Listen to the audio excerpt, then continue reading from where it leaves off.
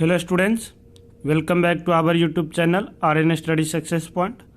तो हेलो बच्चों, एक बार फिर से हमारे YouTube channel RN study success point पे आपका बहुत बहुत स्वागत है। स्टूडेंट्स, जैसा कि आपको पता है, अभी हम लोग जो है क्लास 8 का साइंस पढ़ रहे थे। बायोलॉजी का पार्ट जो था, चैप्टर नंबर जो है पढ़ रहे थे हम लोग 2।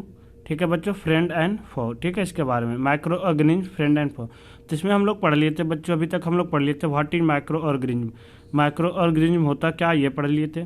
आफ्टर देन हम लोग पढ़ लिए थे बच्चों कि हमारे उसका क्या टाइप्स होता है, क्या क्या उसका कौन कौन सा हमारे लिए वो यूजफुल होते हैं। माइक्रो ऑर्गेनिज्म जो है क्या क्या हमारे लिए यूजफुल होता है, उसके बारे में हम लोग पढ़े थे। कौन सा बैक्टीरिया हमारे लिए यूजफुल होता है, क्या काम होता है, अलग अलग उसका रोल अलग अलग चीज़ में। केमिकल्स बनाने में उसका क्या रोल होता है, फर्टिलाइजर्स में क्या रोल होता है, हमारे दूध जब जमता है दही जमाने में उसका क्या रोल होता है। ठीक है, लिक्योर बनाने में उसकी क्या रोल होती है, अलग अलग हम लोग इसकी टाइप्स पढ़े थे। आफ्टर देन हम पढ़ा रहे थे व्हाट हार्मफुल माइक्रो ऑर्गेनिज्म, यानी कि क्या हमारे लिए हार्मफुल कौन कौन सा माइक्रो ऑर्गेनिज्म जो हमारे लिए हार्मफुल है। ठीक है, उसके बारे में हम लोग पढ़े थे, उसकी वजह से क्या क्या बीमारी हो सकती है। ठीक है, हम लोग ये सब पढ़े थे। आज हम लोग जो पढ़ने वाले हैं वो स्टार्ट यहाँ से हम लोग करने वाले हैं। आज का जो हमारा टॉपिक है वो हम लोग स्टार्ट करने हैं कि हम लोग कैसे इन्फेक्शन डिजीज इन ह्यूमंस, यानी कि हम लोग कैसे prevention of infection disease in humans, यानी कि हम लोग ह्यूमंस के अंदर जो बीमारी फैल रहा है उसको फैलेगा उसे हम किस तरह से रोक सकते हैं, उसे जो हम लोग किस तरह से रोक सकते हैं, हम लोग इसके बारे में पढ़ेंगे। हम लोग जो है इसके बारे में डिटेल में पढ़ेंगे। ओके स्टूडेंट्स, तो आई होप कि देखो आप लोग समझोगे क्या हमें पढ़ना है। और तो यहाँ से देखो हम स्टार्ट करते हैं। फिर स्टार्ट करते हैं तो सबसे पहले देखो था स्टूडेंट्स की प्रिवेंशन, हम लोग कैसे प्रिवेंट करेंगे, यानी कि कैसे बचा सकते हैं बीमारी को इस तरह से इन्फेक्शन फैलने से। As right said that prevention is better than cure, यानी कि जो ये बोला कि जो है हमें बचाव करना ज़्यादा जरूरी है क्योर से। We should take care the following things to prevent the spread of infections disease, यानी कि ये सारे हम लोग मेथड जो है यूज कर सकते हैं बीमारी को फैलने से रोकने से। ठीक है, सबसे पहले क्या था, मेंटेन पर्सनल क्लीननेस, यानी कि अपने आप को जितना हम लोग साफ़ सुथरा रखें उतना ज़्यादा सही है। इंश्योर क्लीन ड्रिंकिंग वाटर, यानी कि हम लोग ज़्यादा ये इंश्योर करें कि हम लोग ज़्यादा से ज़्यादा साफ़ पानी पी सके, अच्छा पानी और साफ़ पानी पिए, क्योंकि पता है वाटर के अंदर बहुत सारे माइक्रो ऑर्गेनिम्स और जर्म्स होता है, जो कि अगर हम गंदा पानी पी लिए, कुछ ऐसा पानी जो साफ़ नहीं है, तो हमारे लिए हार्मफुल हो सकता है। उसके बाद क्या था कि wash vegetables and fruits before consumption, यानी कि कोई भी हम लोग जैसे फ्रूट्स खाते हैं, सेब हो गया, कुछ भी चीज़ हम ऐसा खाते हैं, और कुछ भी ऐसा वेजिटेबल हम लोग जो पहले खाते हैं तो उसे खाने से पहले एक बार धो जरूर ले, साफ़ करें। ठीक है, ताकि उसके अंदर जो भी वेस्ट, क्योंकि बाहर से आया था तो डस्ट हो सकता है, बहुत सारे उसके छोटे छोटे माइक्रो ऑर्गेनिज्म जो है उस पर हो सकता है, तो इसलिए धो के खाएं ताकि हमें अच्छे से खाएं। उसके बाद प्रॉपर डिस्पोजल ऑफ एक्सक्रेट्रा, यानी कि हम लोग जो भी ऐसे बेकार फालतू चीज़ है उसे हम लोग अच्छे से डिस्पोजल कर सके, नहीं तो जाके आगे वो इन्वायरमेंट में पोल्यूशन फैला सकता है जो कि हमारे लिए हार्मफुल हो सकता है। ओके स्टूडेंट, आफ्टर दिन जो है एवॉइड स्टैग्नेशन ऑफ वाटर, यानी कि जो पानी को इकट्ठा होने से हम लोग अवॉइड करें, कम से कम पानी इकट्ठा हो उतना हमारे लिए सही है। यूज मॉस्किटो रिप्लेंटेंट्स, हम मॉस्किटो रिप्लेंट्स को यूज करें, मतलब जहाँ से जैसे घर पे हो गया हम लोग ऑल आउट यूज करते हैं, और बहुत सारा किस तरह से जिससे मच्छर वगैरह नहीं आए, अलग अलग टाइप्स का। ठीक है, जो मच्छर नहीं काटे, जिससे वजह से हमें हम लोग बीमार कम पड़े। Spraying insecticide in drainage area, यानी कि ड्रेनेज एरिया हो गया आसपास की जगह पे, जहाँ भी हो गया पानी के आसपास हो गया, जहाँ पे जम गया या आसपास हमारे, ठीक है, जैसे बाथरूम हो गया जहाँ पे, तो ये सब जगह पे हम लोग क्या करें, इंसेक्टिसाइड का क्या करें, स्प्रे करें, ताकि उससे जो उसके वहाँ से ड्रेनेज एरिया के वजह से जो भी जर्म्स वहाँ पे जर्मिनेट हो गया होगा या कोई भी माइक्रो ऑर्गेनिज्म वहाँ पे जन्म गया होगा, तो क्या हो जाए, मर जाए, और हमारे लिए वो सही है। तो ये तो था हम लोग खुद अपना प्रिवेंशन कैसे करेंगे। अब और जो है माइक्रो ऑर्गेनिज्म की वजह से इंसान के अंदर क्या क्या मतलब बीमारी हो सकती है, क्या था। अब हम लोग पढ़ने वाले थोड़ा एनिमल्स के बारे में कि डिजीज इन द एनिमल्स, यानी कि जानवर के अंदर जो एनिमल्स होता है उसका कैसे होता है, तो जो ठीक है, जानवर के अंदर जो है किस तरह से बीमारी जो है इसके वजह से फैलती है, हम लोग उसके बारे में पढ़ने वाले डिटेल में। तो सबसे पहले देखो डिजीज इन एनिमल्स, जिसे हम लोग क्या बोलते हैं, एंथ्रक्स एक बीमारी है जो हो जाता है जानवर के अंदर। ये कौन सा पाइथन की वजह से होता है, बैक्टीरियम, जिसे हम लोग बोलते हैं बैसिलियस एंथ्रिक्स। ठीक है, पाइथन जो ये एंट्री कैसे करता है जानवर के अंदर, कैसे एंट्री करता है, तो very common in the farm animals, यानी कि जो फार्म एनिमल्स, जितने भी फार्म यानी कि जानवर हो गए ना, ये हर एक में पाया जाता है। ये ट्रांसमिट करता है through direct contact, inhaling and injection of the pathogens. ठीक है, यानी कि ये डायरेक्ट ये कॉन्टैक्ट कैसे जाता है, हम लोग डायरेक्ट कॉन्टैक्ट में जब सांस लेते हैं ना, और इस तरह से कांटेक्ट में आता है, पाइथागन्स के कांटेक्ट में आता है, तो वहाँ से डायरेक्ट जाता है। ठीक है, इनहेलिंग और इंजेस्टिंग ऑफ द पाइथागन्स। सिम्टम्स, इसका लक्षण कैसे दिखाएगा, तो नो प्रोमिनेंट इनिशियल सिम्टम्स, यानी कि कोई इस तरह से खास इसका सिम्टम्स नहीं है। सोलन अफेक्टेड एरिया, यानी कि जो सोलन होता है ना, निगलने का एरिया, वो अफेक्ट करता है। Bleeding through the body opening, यानी कि शरीर, देखो इस तरह से आप लोग देख रहे हो, शरीर के अंदर से लीचिंग जैसे होता था ना, इस तरह से इसके भी शरीर के बाहर से क्या हो जाता है, ब्लीडिंग आना स्टार्ट हो जाता है। उसके बाद क्या होता है, डिफ़िकल्टी इन ब्रीदिंग, सांस लेने में प्रॉब्लम हो सकती है। ठीक है, फीवर, बुखार आ जाता है। फैटल एंड काउच डेथ, और जिसकी वजह से फैटल भी होता है, और जिसके वजह से क्या हो जाता है, डेथ हो जाती है, जानवर की जो है मृत्यु हो जाती है। देखो अब इंसान है वो तो बोल सकता है, बट जानवर जो नहीं बोल सकता, तो ये सब लक्षण से हमें पता लगता है कि क्या है। अब देखो कम्प्लीटली ये जो ट्रीटमेंट कैसे करेंगे, completely treated by if medication की गिवन अर्ली स्टेज, इनकी पूरे तरीके से इसे हम लोग ठीक कर सकते हैं जब दवाई प्रॉपर तरीके से हम लोग पहले जो स्टेज, फर्स्ट स्टेज में जो है उसे दे दे, नहीं तो दिक्कत हो जाता है। इफेक्टिव वैक्सीन अवेलेबल, यानी कि इसका जो है वैक्सीन होता है, टीका होता है इस तरह से, तो इसका वैक्सीन अवेलेबल है, हम लोग ये यूज करते हैं ताकि ये बीमारी खत्म हो सके। ओके स्टूडेंट्स, तो ये था हमारा। आफ्टर देन और जो है disease in animals, disease in animals जैसे तो था का, अब देखो disease in animals, foot and mouth disease, यानी कि पैर में उसके जो बीमार हो जाते हैं या मुंह में, क्योंकि वो खाता पैर से चलता है, तो किस तरह से बीमारी हम लोग उसके बारे में पढ़ने वाले हैं। तो देखो पाइथागन्स, देखो ये वायरस होता है, 7 टाइप से एग्जिस्ट करता है। ठीक है, ये जो होता है पाइथागन्स, ये वायरस के वजह से होता है। पाइथागन्स एंट्री कैसे कैसे करता है, सबसे पहले तो ये ट्रांसमिट करता है थ्रू सलाइविया, मक्स, मिल्क और फेसेस, यानी कि जब वो सलाइविया के द्वारा ये क्या करता है, एंट्री कर जाता है, जब मतलब सलाइविया के द्वारा ये एंट्री कर जाता है, जब खाना घास जो है, यानी कि घास खाती है जानवर या कुछ भी है, तो उसके द्वारा ये एंट्री कर जाता है। ये infection spread through the inhalation and indigestion and direct contact, फिर और ये जो इन्फेक्शन है फैलता है एक से दूसरे में भी, कैसे, जब सांस लेती है जानवर तब, या इंजेक्शन के थ्रू, और जब दो जानवर आपस में कांटेक्ट आते हैं। ये किस में पाया जाता है, कॉमन कैटल जैसे पिग हो गया, सीप हो गया। ठीक है, कॉमन साधारण जानवर में इस तरह से पाया जाता है, गाय में भी, भेड़िया में, सुअर में, इस तरह से। ओके, और सिम्टम्स, इसका क्या क्या लक्षण है, बुखार आता है, फीवर, डिक्रीज मिल्क प्रोडक्शन, यानी कि जब गाय जो दूध देने वाले जानवर है उसका क्या जाता है, उसमें क्या होता है, उसका जो मिल्क प्रोडक्शन है देने का वो कम हो जाता है। वेट लॉस, यानी कि वजन कमने लगती है।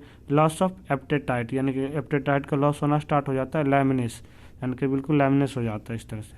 ठीक है, अब इसकी ट्रीटमेंट क्या है, ट्रीटमेंट क्या है, ये जो है कम्प्लीटली ट्रीटेड, ये पूरी तरह से ट्रीट कर सकते हैं जब मेडिकेशन गिवन फर्स्ट स्टेज में, अर्ली स्टेज में ही इसका दवाई दिया जाता है, तो पूरे तरीके से हम लोग इसे ट्रीट कर सकते हैं। और ये जो वैक्सीनेशन है वो अवेलेबल है for prevention against certain strains of pathogens, यानी कि कुछ स्टेज जब होता है ना, तो उस केस में इसका वैक्सीनेशन अवेलेबल है और हम लोग इसे ठीक कर सकते हैं।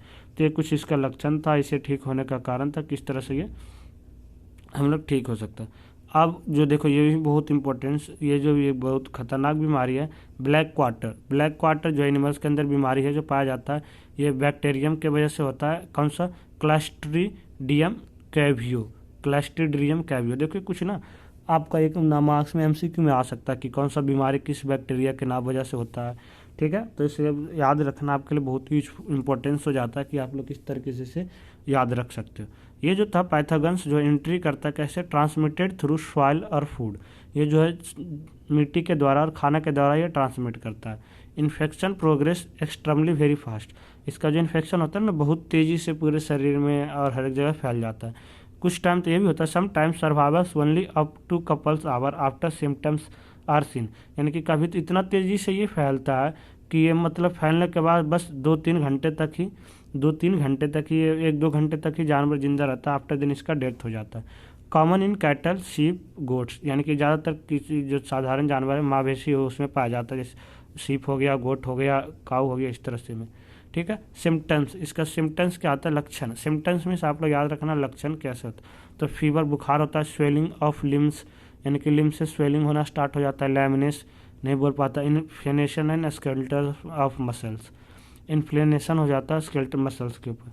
ठीक है। इसका ट्रीटमेंट हम लोग किस तरीके से करते हैं, ट्रीटमेंट जो होता है पूरी तरीके ट्रीट कर जाता है जब medication is given in early. देखो जानवर का जो भी है आसानी से हम ट्रीट कर, जब पहला स्टेज में जैसे हुआ उसी टाइम अगर जो हम लोग देख लेते हैं और इसकी इलाज करें तो पूरी तरीके से हो सकती है, अदरवाइज नुकसान।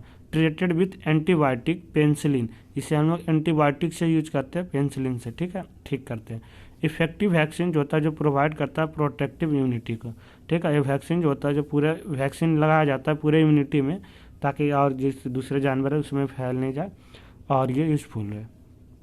ओके स्टूडेंट्स, तो ये था हमारा जो है ब्लैकबेरीज के बारे में। अब जो था हम लोग जानवर में इस बीमारी को कैसे फैलने से रोक सकते हैं, जानवर के अंदर इस बीमारी को हम लोग किस तरह से फैलने से, जो सारे डिजीज़ है अलग अलग टाइप्स का हम लोग डिजीज़ पढ़े, जैसे हम लोग ह्यूमन बींग्स के अंदर कैसे फैलने से रोक सकते हैं, इसी तरह से एनिमल्स के अंदर इसे हम लोग कैसे फैलने से रोक सकते हैं, इसके बारे में हम लोग पढ़ लें।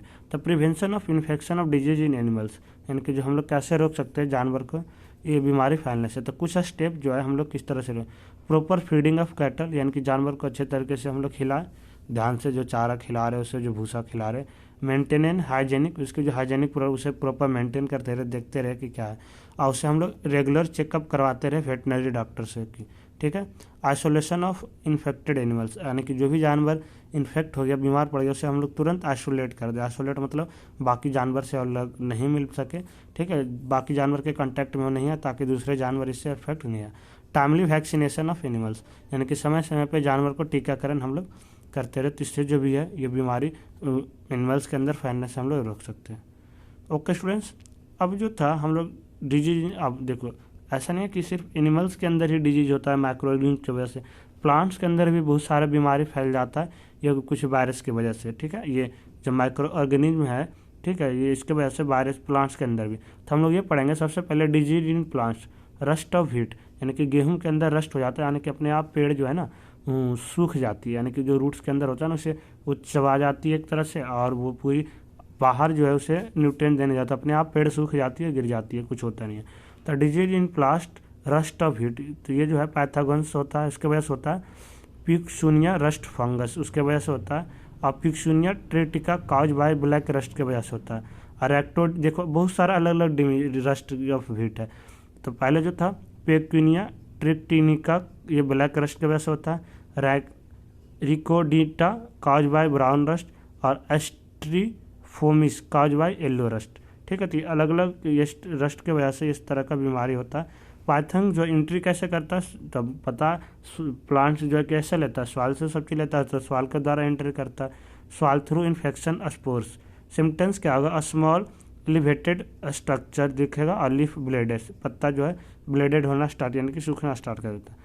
पैचेस फॉर्म इन एक्सट्रम केसेस, और अलग अलग केस में पैचेस दिखने लगता है। और पस्टल सब स्टेम, स्टेम जो है वो सूख जाती है, इस तरह से देखो, ठीक है। आप लोग देख पा रहे हैं कि इस तरह से इसका ट्रीटमेंट क्या होता है, हम लोग अब फंगिसाइड जो है यूज करते हैं ताकि जिससे वायरस जब मर सके। Apply fungicide at early stage, first stage में, ताकि खत्म, जब पेड़ सूख ही जाएगा तो फिर हमें क्या फ़ायदा देने से, ठीक है। तो ये हमारा था। आफ्टर देन हम लोग पढ़ रहे थे light blight of potato, late blight of potato, ठीक है, लेट ब्लाइट ऑफ पोटैटो, यानी कि ये जो है आलू का जो खेत होता है पौधा होता है उसके अंदर ये फसल जो होता है उसमें ये बीमारी पाया जाता है। पैथोगन्स कौन सा होता है, पैथोगन्स लाइक ऑर्गेनिज्म के जैसा ही होता है, पैथोपैट्रा इन्फेंटेंस, ठीक है, इसके वजह से होता है।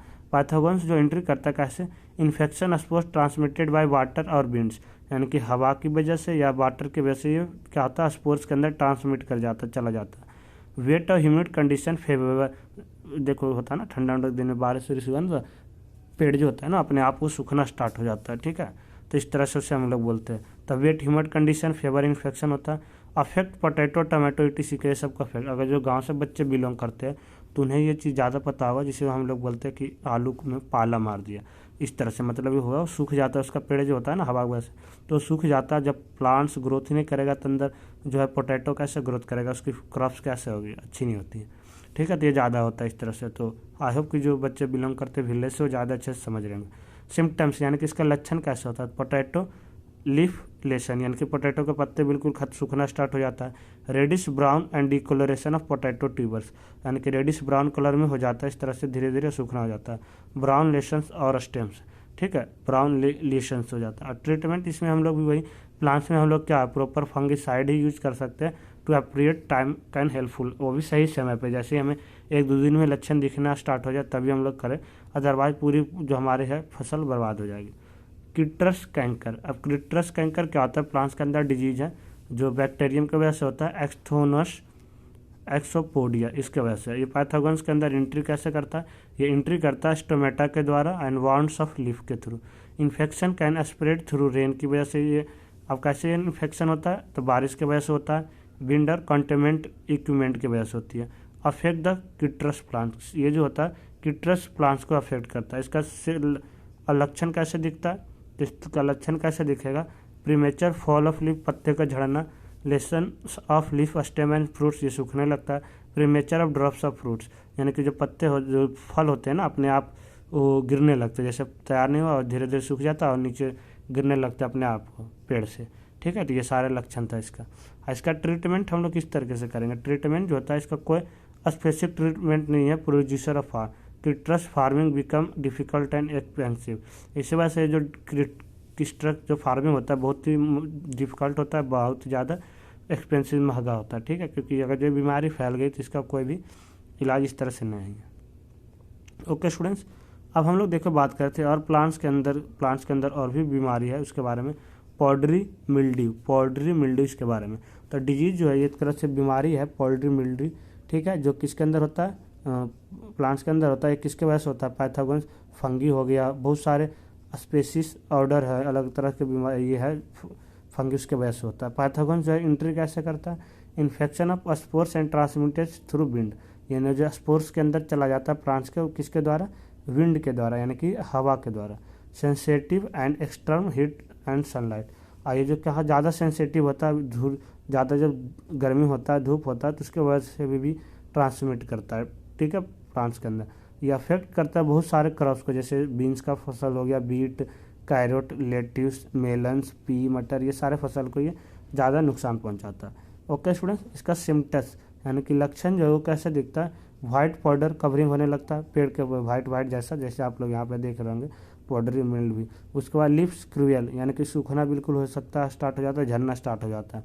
अपीयरेंस ऑफ लेशंस और कलर्ड पैचेस ऑफ लिप्स, यानी कि कलर्ड अलग अलग पैचेस जो है स्टेम में, लिप्स में, ये आना स्टार्ट हो जाता है। ओके स्टूडेंट्स, और इसका जो ट्रीटमेंट जो है वो हम लोग किस तरीके से करेंगे, अप्लाइंग फंगिसाइड्स, वाइल्स हो गया, सल्फर कैन ट्रीट द, यानी कि हम लोग या तो फंगिसाइड्स जो होता है केमिकल्स उसका हम लोग यूज़ करेंगे, या तो तेल का या फिर सल्फर का, इस सब का हम लोग इस बीमारी में हम लोग यूज कर सकते हैं। ओके स्टूडेंट्स, तो आई होप कि देखो हम लोग समझ गए होंगे कि क्या था।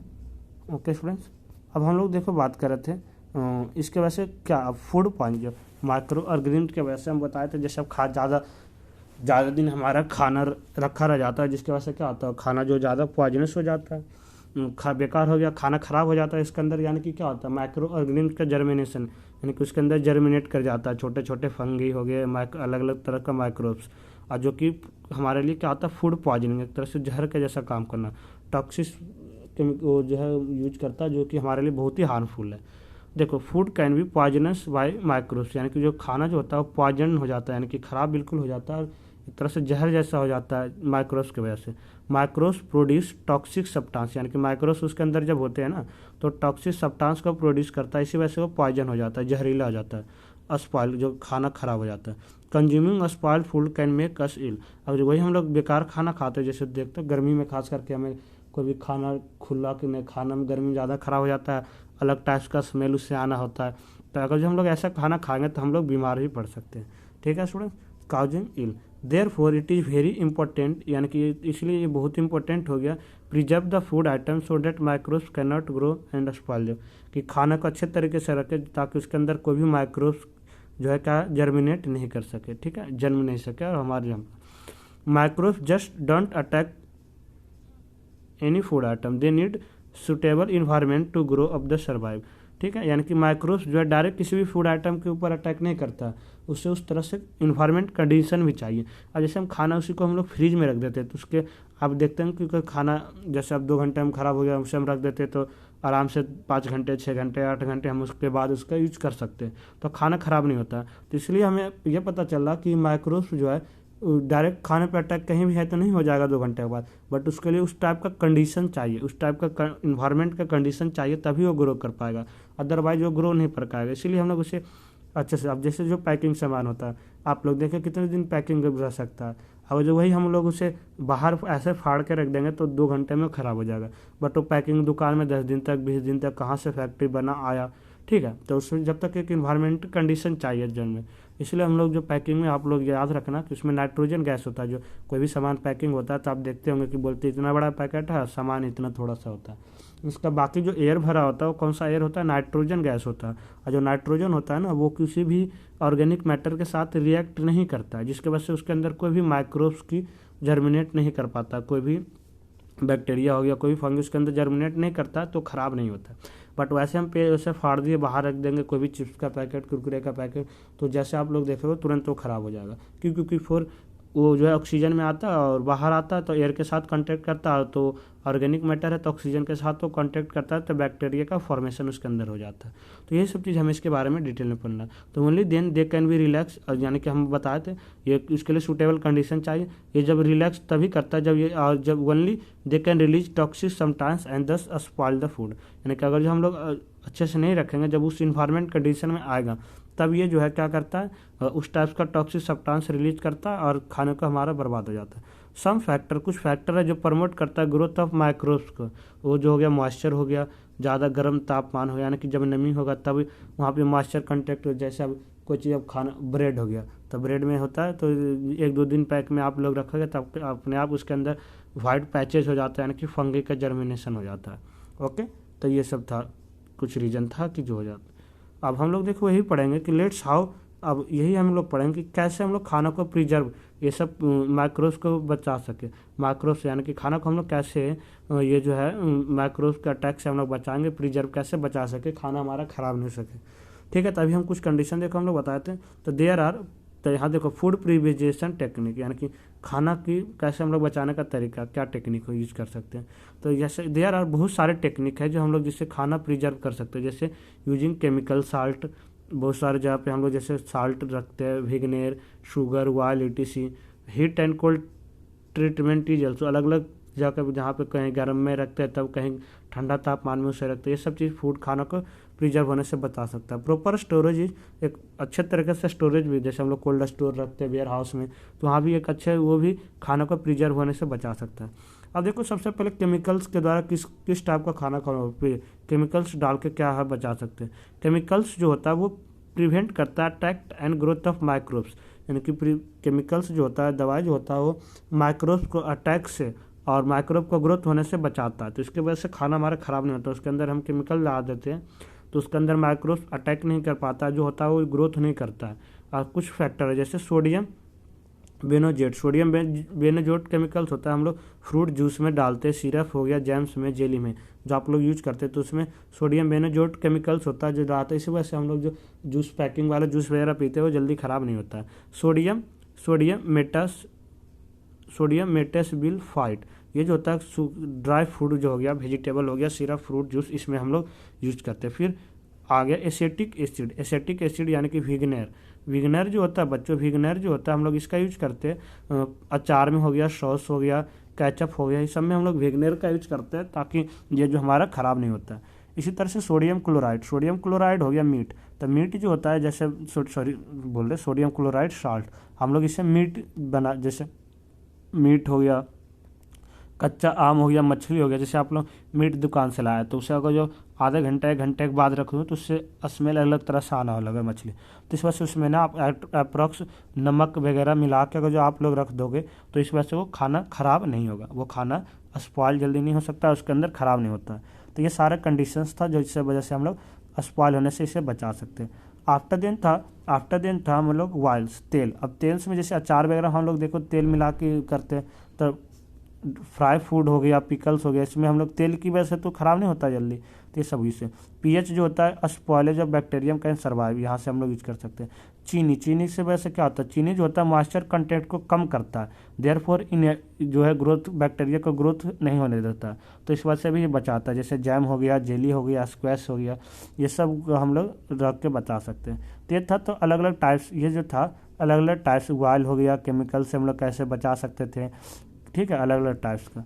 आफ्टर देन और जो है हम लोग देखो अब कैसे हम लोग खाना को किस तरीके से हम लोग इसे पूरे तरीके से रखें ताकि ये जो हमारा खाना ख़राब नहीं होगा। तो हम लोग देखो food should be stored proper sealed packets, यानी कि प्रॉपर तरीके से सील्ड पैकेट में रखा है, तभी तो आप लोग सामान लाते थे पैकिंग में होता है पूरे अच्छे तरीके से, ठीक है।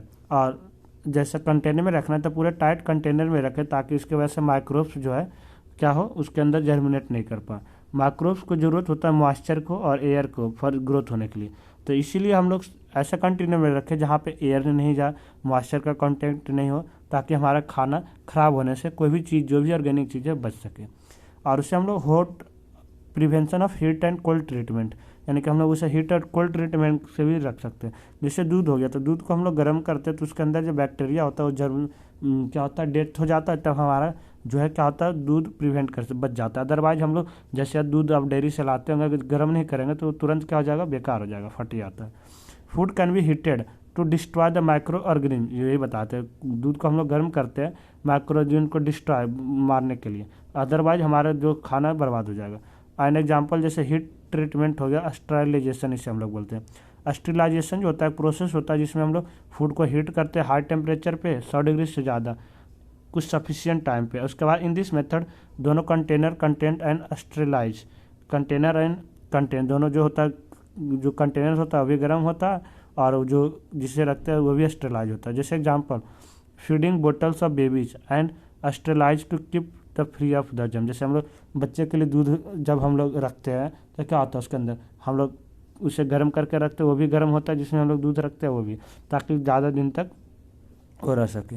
ओके स्टूडेंट्स, और उसके बाद ये तो एग्जाम्पल था, उसके बाद ये था कि ये जो सिर्फ हम लोग हीट की वजह से नहीं रह सकते, कुछ कोल्ड टेम्परेचर में भी हम लोग खाना को स्पॉइल होने से बचा सकते हैं।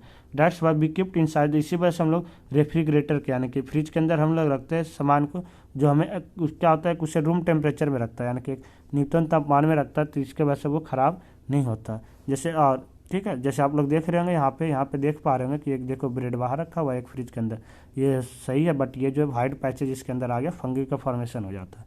उसके बाद जो होता है पेस्चुराइजेशन, जो एक टेक्निक होता है दूध को, जैसे दूध हम लोग अब डेयरी से वगैरह से लाते हैं तो उसमें क्या होता है कैसे 1-2 दिन तक रह जाता है, पैकिंग में आता है बट वो भी फ्रिज में रहता है बाकी। और पेस्चुराइजेशन प्रोसेस होता है, टेक्निक होता है जिसमें हम लोग हीट एंड कोल्ड दोनों ट्रीटमेंट का यूज़ करते हैं, ठीक है, बचाने के लिए। ये जो प्रोसेस होता है दूध पे ये अप्लाई होता है। पहले हम लोग दूध को क्या करते हैं 70 डिग्री सेल्सियस पे 15 से 30 सेकंड के लिए क्या करते हैं, गर्म करते हैं, फिर उसे अचानक से ठंडे क्या करते हैं, सडनली चिल्ड एंड स्टोर, यानी कि अचानक से उसे ठंडा कर देते हैं, स्टोर करके रखते हैं।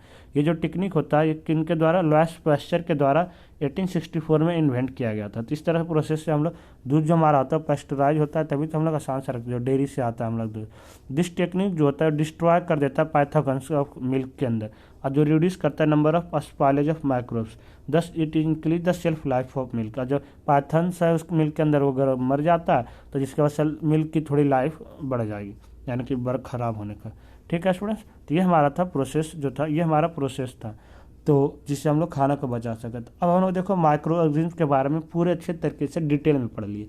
पहले माइक्रोब्स क्या होता था हम लोग वो पढ़े, टाइप्स ऑफ माइक्रोब्स पढ़े, फिर हम लोग फ्रेंडली माइक्रोब्स पढ़े कि जो हमारे फ्रेंड के जैसा बिहेव करता है, यानी कि जिसके हमें फ़ायदा। फिर हम लोग उससे नुकसान पढ़े, उसके बाद क्या क्या नुकसान है, उसके अंदर हम लोग पढ़े उससे बीमारी किसके, जानवर के इंसान के अंदर क्या बीमारी होता है, जानवर के अंदर उसके वजह से क्या बीमारी हो सकता है, यहाँ तक प्लांट्स के अंदर भी उसके वजह से क्या बीमारी हो सकता है, हम लोग ये पढ़े। उसके बाद हम लोग पढ़े कि ये सारे बीमारी को हम लोग प्रिवेंट कैसे कर सकते हैं, रोक कैसे कर सकते हैं। ठीक है, ये हमारा कुछ इंपॉर्टेंट टॉपिक था, इस तरह से आप लोग पढ़ोगे तो आसानी से कर सकते हैं। फिर हम लोग पढ़े थे कैसे रोक सकते हैं, अलग अलग मेथड, केमिकल्स मेथड, ऑयल से, शुगर से, ठीक है, हम लोग स्टोर करके या टाइटिंग कंटेनर में उसे रख सकते हैं। तो ये सारे मेथड था। तो आई होप कि जो चैप्टर जो था हम लोग 2, 3 से 4 पार्ट में से जो हम लोग कवर किए आप लोग अच्छे से समझ में आया होगा। अगर जो किसी भी स्टूडेंट्स को फिर भी कोई क्वारी, कोई डाउट हो जाता है तो प्लीज़ आप लोग हमें कमेंट करके ज़रूर बताना कि आपकी क्या डाउट है। जो भी डाउट होगा हम लोग वहाँ क्लियर करेंगे। ओके स्टूडेंट्स, अब नेक्स्ट क्लास में जो हम लोग इसका क्या करेंगे, इसके क्वेश्चन आंसर करेंगे। जब भी हमारी अब साइंस की क्लास होगी तब हम लोग इसमें क्वेश्चन आंसर इसका करेंगे कि किस तरीके से। Okay students, so I hope you understand this lesson very well. So हम लोग फिर मिलते हैं नेक्स्ट क्लास में नेक्स्ट क्वेश्चन के साथ। जब तक आप लोग घर पे सुरक्षित रहिए, और आई होप कि आप लोग हमारे साथ जुड़ के अच्छे से पढ़ रहेंगे। So thank you for watching, see next time, thank you so much.